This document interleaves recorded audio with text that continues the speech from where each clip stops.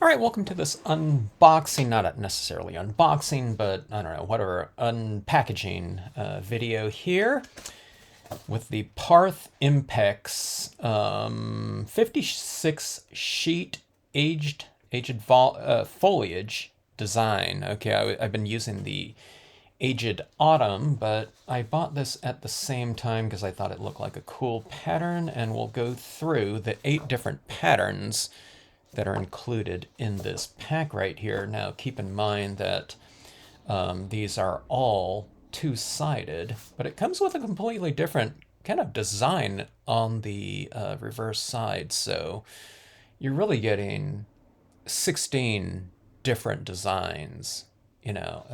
So you get a lot of I don't know, variety here, with one side ruled and one side not ruled. Okay, so pretty cool looking. All right, so different tones in this pack than the autumn. The autumn are largely your warm toned types of scenarios, but this one has these mauve and kind of cooler types of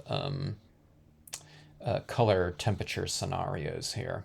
All right, so anyway, so these types of patterns in these 2 packs that I got, it largely has this kind of, I don't know, whatever you call it, a swag of foliage around one side or around the entire perimeter. And it's made so that you can, I don't know, write letters, and it's stationery paper. So it's going to have this open area within here. I even like stamping on the ruled side too. I haven't done it yet, but I mean, we should stamp some things on here and just do some hand writing in this space, and I think that would look pretty interesting from a, I don't know, graphic standpoint.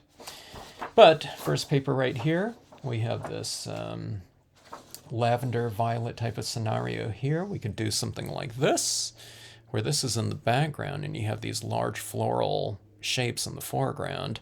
We have this change in value and also kind of temperature. You're going from kind of a little bit of a neutral, there's some warm tones within this space right here, but it largely goes from kind of more neutral tone to cool tone to a warmer tone up top. So you're transitioning from dark to light and also from cool to warm, which is really interesting, and it really sets a really good foundation for having a surface with a lot of variety in it. Okay, now I tried out an autumn piece in a reflection card format just yesterday, and I really like that look right there. What I was thinking about, I do all these different techniques, but I was thinking if I fold this in half like this, I can do this scenario that I call a horizon card, where this seam right here, if we fold it in half, would reflect the horizon. So this could be like a surface down here with like a path or walkway or something like that, or just grassy terrain. And then from here up, it could be, kind of some more objects that are more vertical, like trees or something like that, right in here in this space, and animals standing there. But all we really do is just fold this in half, and we're utilizing the entire piece. But I think that looks pretty cool in the swag here. Looks kind of interesting in that format. So you're really taking advantage of the whole piece.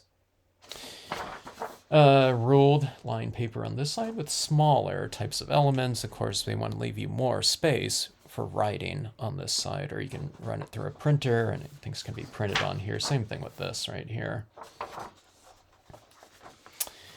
Kind of a deeper space scenario. I see this hanging object right here, and it looks like it's a little bit off in the distance. Same thing with these kind of more obscure shapes in here. I see it as something kind of I don't know, like mysterious, like you're looking through fog or something like that. Again, this could be an interesting horizon card format. You can certainly stamp on this as a whole page scene. I don't know, I see it as like a cabin or something like that in the distance, and you can put animals right around in here.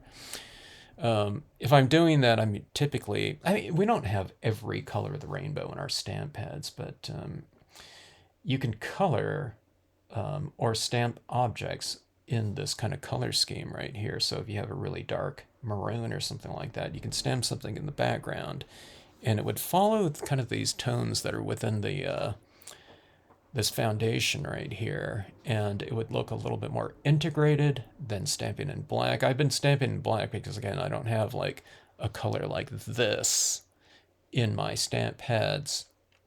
But then what you do is you integrate these colors right here with, I don't know, things like colored pencils or markers or something like that, where, you know, it'll be set into the scenario a little bit more gracefully. And this side right here, some leaves. Reminds me of like an olive branch or something like that. But that can be kind of interesting to stamp on like that. It's like you're looking through this, I don't know, whatever, like olive branches or something like that into the scenario out here in the background. Something like this I probably won't stamp full page with all these lines like that, but cut in half or something like that and having these lines in there is, I don't know, kind of interesting. All right, looks really kind of like a pond or something like that, that type of scenario.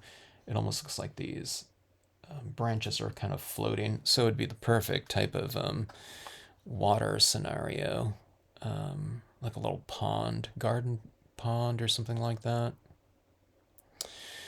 I guess it could be, I look at it like this. If I cut this in half right here, and there was the like the horizon out here, having that light on the horizon would be interesting. This would be an interesting horizon card too, but going with this horizontal format like this, and like a slimline card. I think that would be pretty interesting. You can even do like a shoreline over here and then have your trees or something like that going up that way. Oh, very painterly, kind of poetic in feel right back in here. That's what I really like about these pieces. They kind of add this really loose, painterly style to our stamped imagery, which is usually very crisp. And it provides a nice textural contrast with the printed, you know, mechanism that is, you know, rubber stamps. So having a real washy background like that in there. And this one right here, again, this one would be pretty interesting too. You go with that horizon card format, so you fold it in half like this. And then this would be all in the foreground. You can have this all ground right here, and, you know, things like, I don't know, really anything in the background. It could be maybe like an English garden or something like that, you know, in this one. I mean, any of them could be, but I don't know, this one especially, where it doesn't extend into this upper area for the most part. But you can do it like this too. Works this way as well, with this as an overhang going into your scene right down here. And again, that would be really good as a horizon card. I'd fold it in half like this and make this the garden or something like that, with a little cabin up here. And you can do some interesting things using these brown tones in your scenario down here. Okay. When I look at this right here, it almost looks like, I can imagine it's like a illustrations and, you know, some those older kind of picture books, like children's picture books.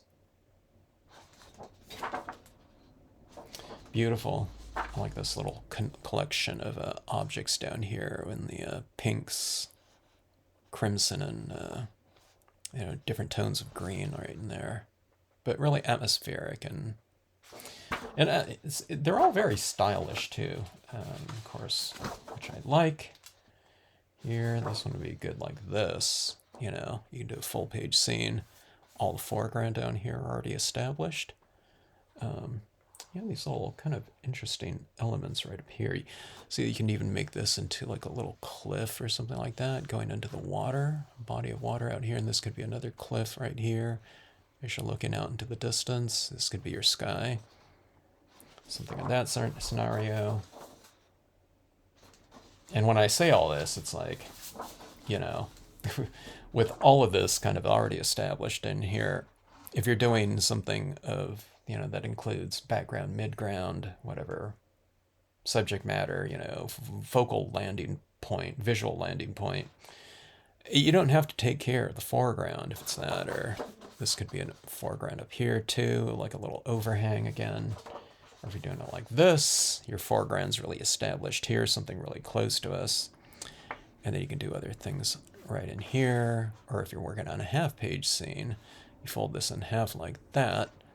Or a full-page scene, but fold it in half for a horizon card. You really have about 1/3 of the scenario already done, maybe half, because you have all these background tones in here too, which permeate the entire rest of that open space. So you won't have this empty space in there to have to fill in. You're only utilizing it for your whatever compositional advantage. Okay, right down here. These remind me of these old this one here reminds me of those old,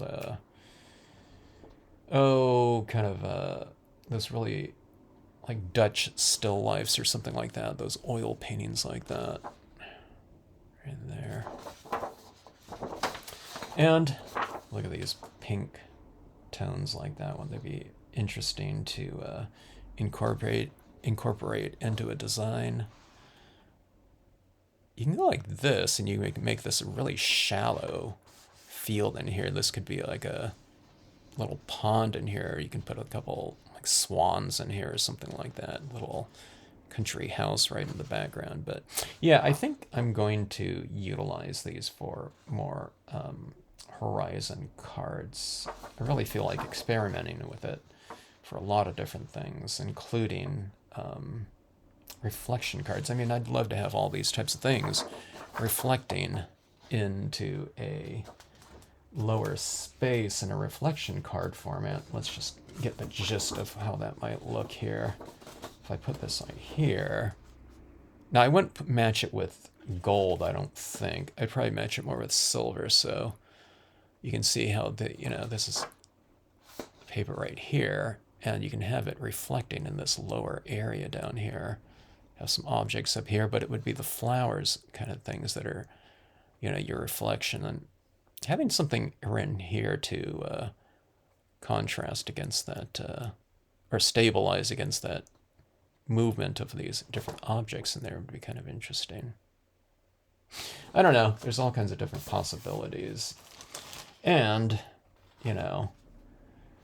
they can be for, some pretty quick card scenarios. So you get a pretty, I feel, dramatic results in a pretty short amount of time. Now I'm talking about when I've been showing these right here, I've been talking about them more in terms of using them as a half-page or full-page scenario.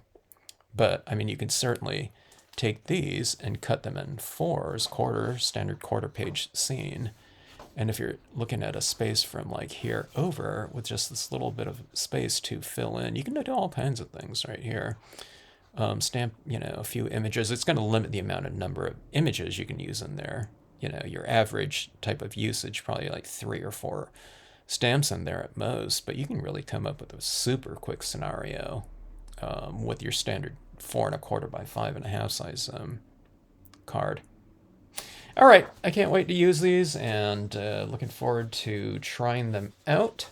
I don't see it as being too much different from the Aged Autumn designs, but these are just kind of a little bit of a different type of, I don't know, seasonal types of images, spring, could be summer or something like that, but different color schemes as well than the Aged Autumn. For the most part, there's a little bit more, I don't know, I guess you can call it variety. They all have kind of a similar tone to me, in that they're aged, they're all supposed to be from a thematic standpoint, but yeah, looking forward to trying them out.